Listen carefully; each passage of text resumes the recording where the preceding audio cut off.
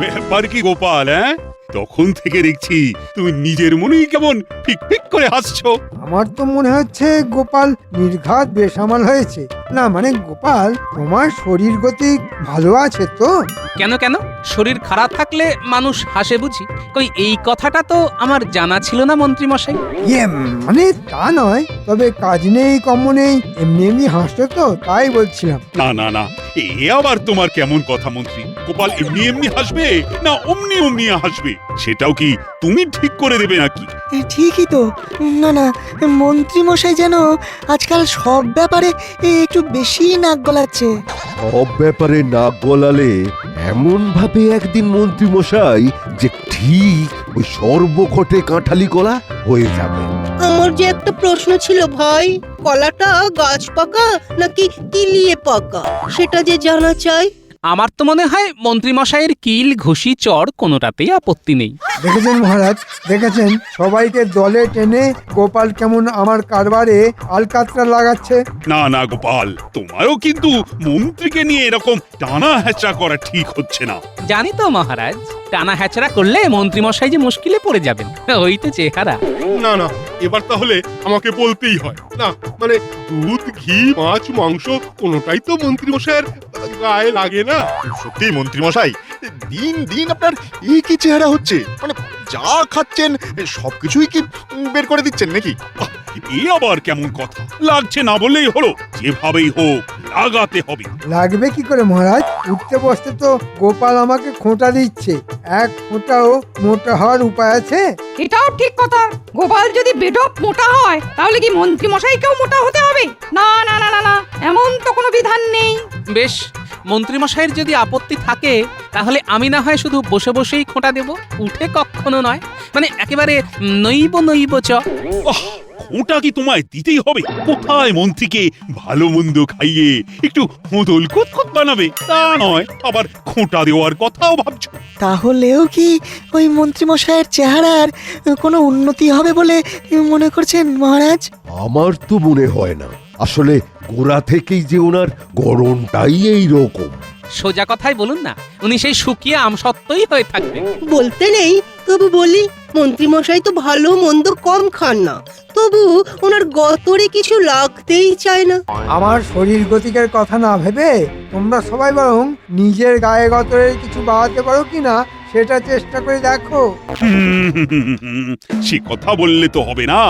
মন্ত্রী হলো এই রাজ্যের প্রধান মুখ, তাই তাকে তো গোলগাল হতেই হবে, আর তাকে ফুলিয়ে ফেলার দায়িত্ব নেবে গোপাল। বাহ, চমৎকার! না এবার বোঝোর ঠেলা আমাকে নিয়ে হ্যাটা করার ফল কেমন একেবারে হাতে নাতে পেলে গোপাল। দায়িত্ব নিতে আপত্তি নেই, তবে বলছিলাম কি মহারাজ, ওই মন্ত্রী মশাই তো দুধ মেরে ক্ষীর, তাই 7 দিন পরেও দেখবেন উনি যেমন ছিলেন তেমনই আছেন, কোনো ক্ষতি বৃদ্ধি নেই। ও মা, মন্ত্রী মশাইকে নিয়ে আর যে পারি না। উনি নাকি ক্ষীর, তবে কি আমরা ছানার গজা? সে যাই হোক, এরপর থেকে মন্ত্রী যাতে আরো বেশি বেশি করে খায় সেটাই ভাবতে হবে আমাদের। আর এমন কিছু করতে হবে যাতে করে মন্ত্রী মশাইয়ের চেহারায় মানে জেল্লা ফেরে। একদম তাই। আর এই ভাবনা চিন্তার কাজটা করবে গোপাল। কি করবে তো? ধরা থেকে করা সবেতেই তো আমি আছি মহারাজ। আপনি যখন দায়িত্ব দিয়েছেন তখন কিছু না কিছু একটা ব্যবস্থা তো করতেই হবে। তবে আবার কি? আহা, তুমি আবার ঢোক দিয়েছো কেন গোপাল? না মানে মন্ত্রী মশাইয়ের জন্য ভালো মন্দ খাবার বাঁচতে গেলে যে একটু খরচ খরচার ব্যাপার আছে, তাই আর কি। না না না না না, খরচের কথা তোমায় ভাবতে হবে না, সে যার আগে আমি দেব। না না, দেব নয়, এক্ষুনি দিচ্ছি। রে গোপাল তো এই তালে মহারাজের কাছ থেকে ভালো রকমই গুছিয়ে নেবে মনে হচ্ছে। না, গোপাল নিজে যদি না ফাঁসে তাহলে তাহলে আমাকেই ফাঁসাতে হবে।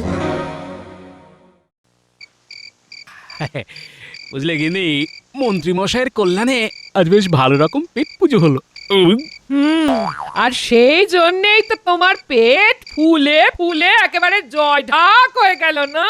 আহা, কত ঘুরে ঘুরে খেয়ে খেয়ে ভুঁড়িটা বাগালাম, আর তুমি আবার নজর দিচ্ছ গিন্নি। বেশ করবো দেবো, বেশ করবো দেবো, 1000 বার দেবো। বলি ভালো মন্দ যখন খাচ্ছিলে তখন আমার জন্য তোমার মনটা একটু কাঁদলো না? এখন আমার বাড়িতে এসে শুনিয়ে ঢেকুর তোলা হচ্ছে, ঢ্যাক ঢ্যাক। আরে শুধু ঢেকুন নয়, এই দেখো টুকটুক করে 2-4টে বাঁচিয়েও এনেছি। মা, তার মানে তুমি সত্যি আমার জন্য খুঁজে খুঁজে মিষ্টি নোনতা এসব এনেছো বুঝি? হ্যাঁ হ্যাঁ, সত্যি? আমি কি আর যেমন তেমন স্বামী তোমার? অন্য কেউ হলে ভুঁড়িতে হাওয়া লাগিয়ে কাঁচকড়া দেখিয়ে শুয়ে পড়তো। তা হ্যাঁ গো, বলছি এই মন্ত্রী মশাইয়ের নাম করে কি এত এত মিষ্টি পাওয়া গেল? হ্যাঁ, তা একরকম তাই বলতে পারো। আমি পেটে খেলাম, এরপরেই তো মন্ত্রী মশাইয়ের সহ্য হবে কিনা বলতে পারবো। ও, তার মানে তুমি এখন খেয়ে খেয়ে দেখছো বলো? এরপরে মন্ত্রী মশাইকে খাওয়াবে? না না, আমি কেন খাওয়াতে যাব? তাতে যে নিজের ট্যাকের করেই খসে যাবে গিন্নি। সেটা আবার হয় নাকি? ঢের ঢের কিপটে দেখেছি, কিন্তু তোমার মতো কিপটে আর দুটো দেখিনি। হ্যাঁ, গ্যাঁটের কড়ি খসার ভয়ে ওই দেখো কিপটে বুড়ো কেমন সিটিয়ে যাচ্ছে দেখো। বলি মন্ত্রী মশাইকে না হয় একটু খাওয়ালেই তাতে হয়েছেটা কি? না না, আমি বেশ বুঝতে পারছি তোমার বুদ্ধিতে চললে দুদিনেই কারবারে কয়লা হয়ে যাবে। এই শোনো, বলি তোমার ওই ঘুঁটে কয়লা আমার মাথায় ঢুকবে না। হ্যাঁ, এই বলি আমার নজর তো এই মিষ্টিগুলোর দিকে।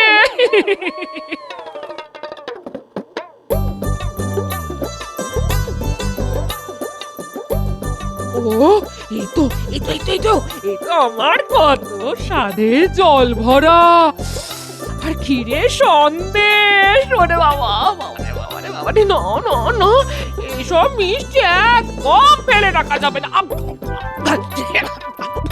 আস্তে আস্তে গিন্নি, আস্তে। এই একবারে খেলে যে গলায় বিষম লেগে যাবে। আরে আস্তে খাও, আস্তে। ওহো, এবারে একবারে নির্ঘাত একটা কেলেঙ্কারি হবে। আমার কথা ছাড়ো, এই বলছি মন্ত্রী মশাইকে কিভাবে সামলাবে সেটা বরং ভাবো। সে আমার ভাবা হয়ে গেছে গিন্নি। কাল রাজসভাতে গিয়েই একেবারে মুখ বন্ধ করে দেব। সুপ্রভাত মহারাজ। আরে আরে, ব্যাপার কি? সকাল সকাল একেবারে এক মুখ হাসি নিয়ে হাজির। শুধু হাসি নয় মহারাজ, সঙ্গে এটাও আছে। তাই তো, ওটাও আর কি? ভোলা ময়রার দোকানের টাটকা রসগোল্লা। ওরে বেটা, তার মানে মহারাজকে রসগোল্লা খাইয়ে ঘুষ দেওয়ার ধান্দা? কিন্তু এই শর্মা থাকতে তো সেটা হবে না। ওরে বাবা, সে কি? সকাল সকাল রসগোল্লা, মানে একেবারে মিষ্টি মুখ। তবে মাফ করবেন মহারাজ, এটা আমি মন্ত্রী মশাইয়ের জন্যই এনেছি। না মানে কাল ভালো মতো পরীক্ষা নিরীক্ষা করে আমি এটা বুঝলাম যে একমাত্র এই রসগোল্লা খেলেই কেল্লা ফতে হবে। ওমা, রসে ভরা গোল্লা খেলেই হবে এনে মন্ত্রী মশাই একেবারে ফোলা। গোপাল তো দেখছি ওই মন্ত্রী মশাইয়ের স্বাস্থ্য ফেরানোর মোক্ষম দাওয়াই এনেছে। আমাদের কাজ হলো ভালো মন্দ খাইয়ে প্রথমে মন্ত্রীর মুখ ঠিক করা, সে রসগোল্লা হোক বা জল ভরা। বেশ, গোপাল যখন বলছে তখন না হয়। না না, একদম নয় মহারাজ। গোপাল ভেবেছে মিষ্টি খাইয়েই আপনাকে গলিয়ে ফেলবে। একদম ওর ফাঁদে পা দেবেন না মহারাজ। এই মরেছে, মিষ্টির মধ্যে আবার ফাঁদ ভরে এনেছে গোপাল। মিষ্টি মুখ করলে শত্রুও বন্ধু হয়ে যায়। গোপাল বোধহয় সেই উপায়টাই খাটিয়েছে মহারাজ। তাই নাকি? এবার তাহলে একটা বনভোজনের আয়োজন করা যাক, যার হিরে থেকে জিরে সব জোগাড় করার দায়িত্ব থাকবে গোপালের উপর। আর শুধু মন্ত্রী নয়, রাজসভার সবার মুখ ছাড়ানোর দায়িত্ব এবার গোপালই নেবে। আর সেটা কি হবে? ওই গোপালের বাড়ির পাশের বাগানে? না মানে সবই যখন ওকেই করতে হবে, তখন আর বেশি ছোটাছুটি করে কি হবে? তম প্রস্তাব, বেশ, তবে তাই হবে। বাহ, বেশ মজা তো। সবাইকে ছেড়ে মহারাজ একেবারে আমার ঘাড়ে বন্দুক চাপিয়ে দিলেন। এবার টের পেলে তো গোপাল? হ্যাঁ হ্যাঁ,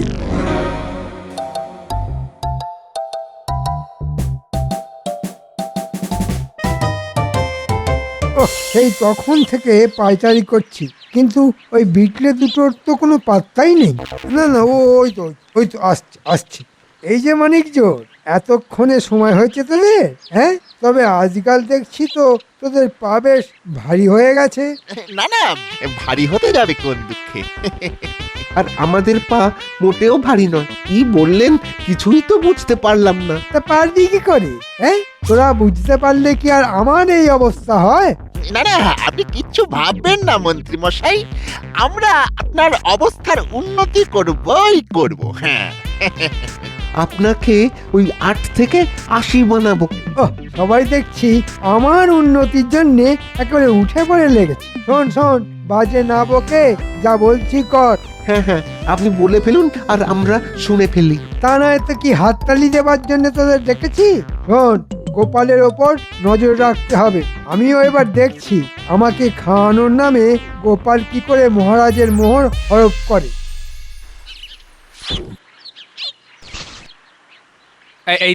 এই তো থলে বস্তা দড়ি সব নেওয়া হয়ে গেছে।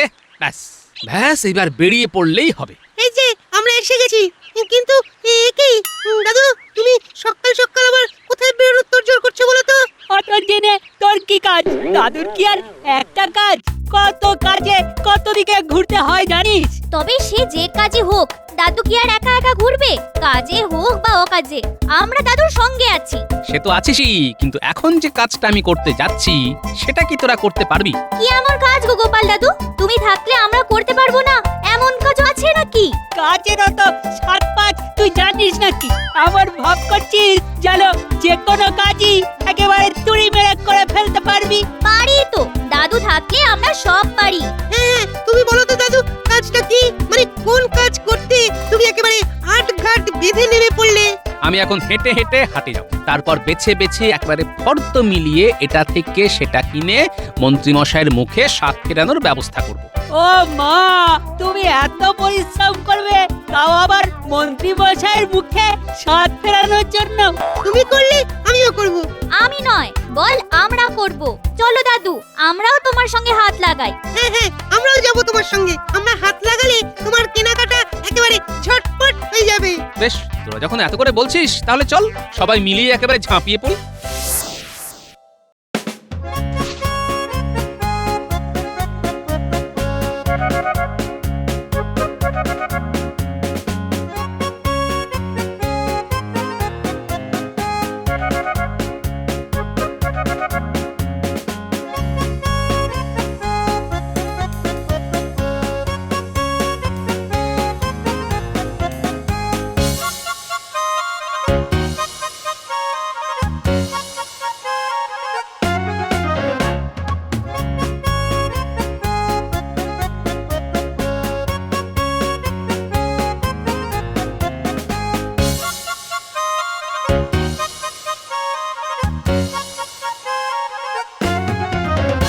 শাক সবজি তরি তরকারি তো ঢের কিনছো, কিন্তু এতেও কম পড়ে যাবে না তো? গোপাল দাদু কি তোর বুদ্ধি ধার করে বাজার করছে নাকি? ঠিক বলেছিস, দাদু তো যেটা যতটা লাগবে ততটাই কিনছে। চিন্তা করিস না ন্যাপলা, পাচক ঠাকুরের সঙ্গে কথা বলেই যেটা যতটা লাগবে ততটাই কিনছি। কিন্তু শুধু কি এইসব শাকসবজি কিনবে? তেল নুন মশলাও তো কিনতে হবে নাকি? সেসব ঠিক সময়ে ঠিক জায়গায় পৌঁছে যাবে। ফর্দ ধরে মুদিকে সব বলা আছে। দাদু বেশ গুছিয়েই যা করার করছে। মহারাজ যখন দায়িত্ব দিয়েছেন তখন সেটা ভালোভাবেই পালন করতে হবে, বুঝলি? আয় আয় দেখি আরেকবার ফর্দটা মিলিয়ে দেখে নি কিছু বাকি থেকে গেল কিনা। চল ঘটা, আমরাও ওদের পিছু পিছু যাই। চল, আমাদের তো তেমনই নির্দেশ দিয়েছেন মন্ত্রী মশাই। তারপর সব খবর জড়ো করে ঠিক জায়গায় জানাই। ওখানেই শেষ নয়, এরপর আছে হাত সাফাই। ঘরে বাইরে মিলিয়ে যা দেখছি ভালোই লোকজন হবে। মহারাজ তো দলবল নিয়ে হাজির হবে। উফ, সবকিছু করতে গিয়ে তো দেখছি কাঁচা খুলে একেবারে হাতে চলে আসছে।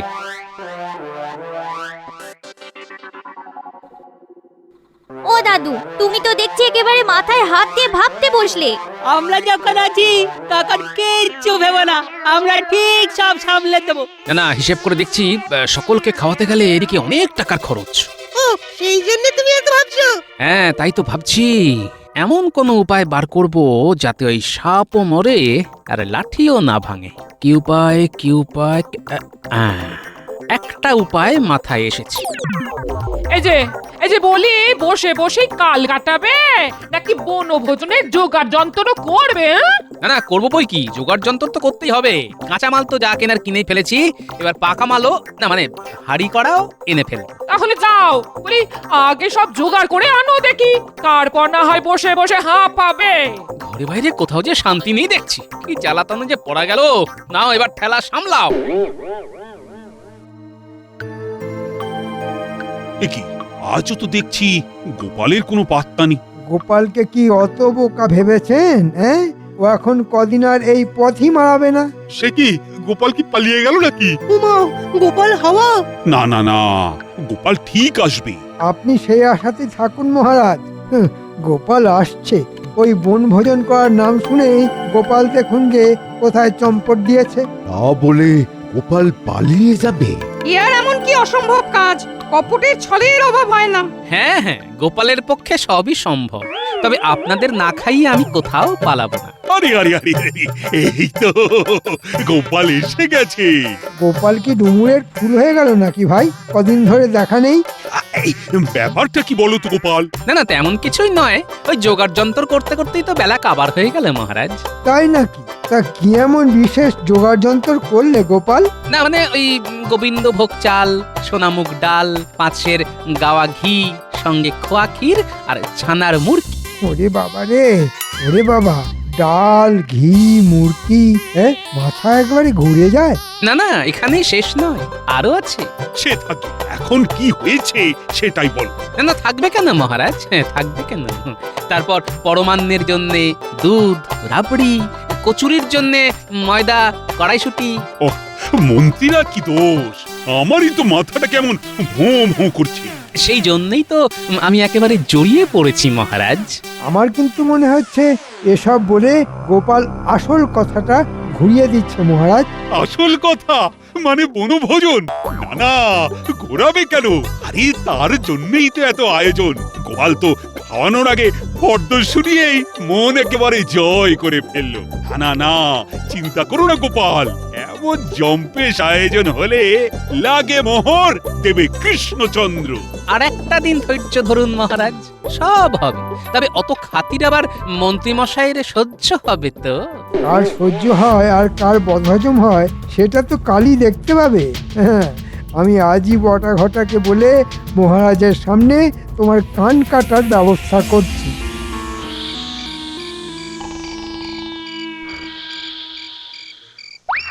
না, সবাই দেখছি আরামসে ঘুমোচ্ছে। এই সুযোগ, এই ফাঁকে টুক করে ঢুকে পড়ি। হ্যাঁ,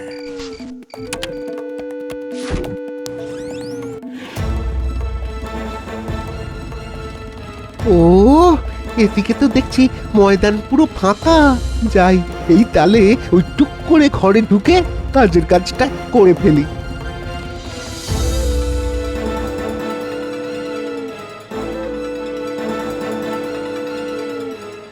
বাহ, বেশ নিশ্চিন্তে আছে দেখছি। দরজাটাও দেখছি একটু চাপ দিতেই খুলে গেল। মালপত্র সব যা সরানোর সরিয়ে ফেলেছি। এখন এখান থেকে শুরু করে গলে পড়ি। এবার ওই মন্ত্রী মশাইয়ের ঘরে সব মাল জড়ো করে ফেললেই কাজ হাসিল হয়ে যাবে। যাক, পরিকল্পনাটা তাহলে কাজে লেগেছে। এবার অনুষ্ঠানের বাকি অংশ ঠিক সময়ে ঠিক জায়গায়।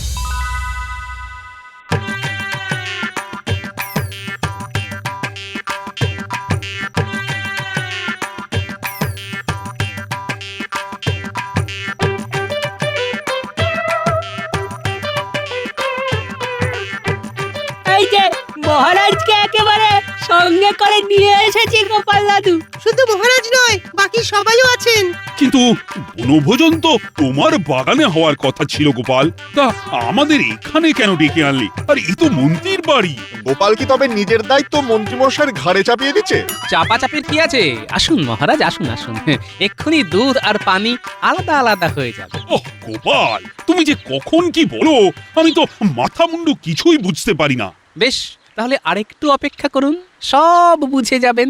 ওরে আমার বাচ্চা বাহিনী, তোরা তাহলে লেগে পড় কাজে।